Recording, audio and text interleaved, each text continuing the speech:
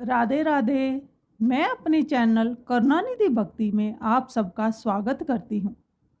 23 अप्रैल को कामदा एकादशी है और आज मैं आपको कामदा एकादशी की कथा सुनाने वाली हूँ। तो चलिए शुरू करते हैं। कामदा एकादशी से हिंदू वर्ष की एकादशी की शुरुआत होती है, इसलिए इस एकादशी का काफ़ी महत्व है। इस दिन भगवान विष्णु का पूजन किया जाता है।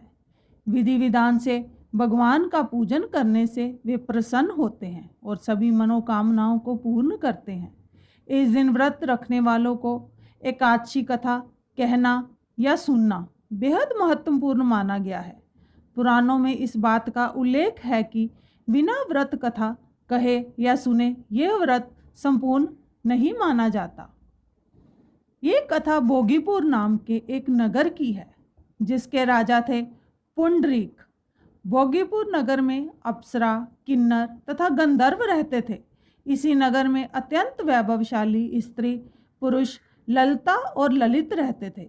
उन दोनों के बीच इतना स्नेह था कि वे कुछ देर के लिए भी एक दूसरे से अलग नहीं रह पाते थे।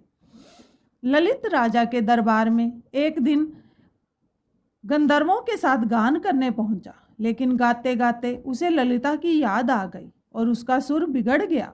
इस पर क्रोधित राजा पुंडरीक ने ललित को राक्षस बनने का श्राप दे दिया और उसी क्षण ललित विशालकाय राक्षस बन गया। उसका शरीर 8 योजन का हो गया। उसकी पत्नी ललिता को जब इस बारे में मालूम हुआ तो वह बहुत दुखी हो गई और कोई रास्ता निकालने की कोशिश करने लगी। पति के पीछे पीछे घूमती ललिता विंध्याचल पर्वत जा पहुंची।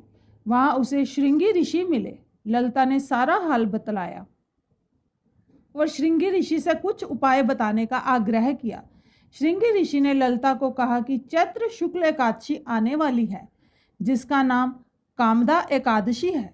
इसका व्रत करने से मनुष्य के सब कार्य सिद्ध होते हैं। यदि तू कामदा एकादशी का व्रत कर उसके पुण्य का फल अपने पति को दे दे तो वह शीघ्र ही राक्षस योनि से मुक्त हो जाएगा और राजा का श्राप भी अवश्यमेव शांत हो जाएगा।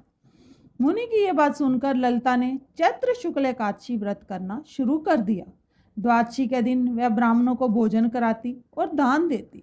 एकादशी व्रत का फल अपने पति को देती हुई भगवान से इस प्रकार प्रार्थना करने लगी, हे प्रभु, मैंने जो ये व्रत किया है इसका फल मेरे पति देव को प्राप्त हो जाए, जिससे वह राक्षस योनि से मुक्त हो जाए।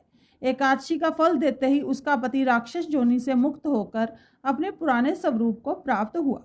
फिर अनेक सुंदर वस्त्राभूषणों से युक्त होकर ललिता के साथ विहार करने लगा। उसके पश्चात वे दोनों विमान में बैठकर स्वर्गलोक को चले गए।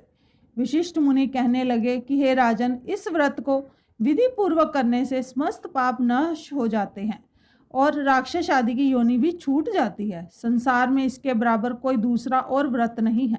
इसकी कथा पढ़ने या सुनने से वाजपेयी यज्ञ का फल प्राप्त होता है। बोलो बांके बिहारी लाल की जय। राधे राधे।